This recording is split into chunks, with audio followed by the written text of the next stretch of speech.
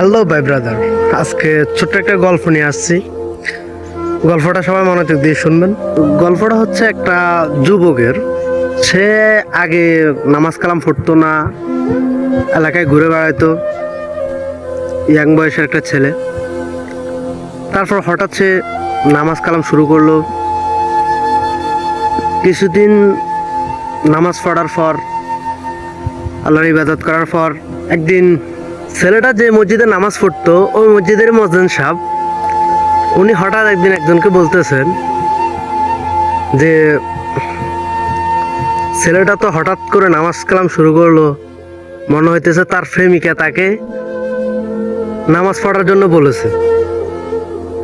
না হয় সে কেন হঠাৎ করে নামাজ কালাম শুরু করলো।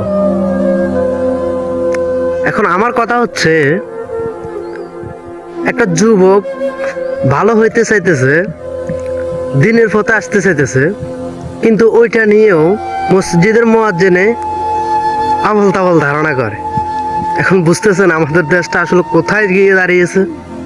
দেখুন, আমি কাউকে উদ্দেশ্য করে কিংবা ছোট করে কাউকে কিছু বলি নাই।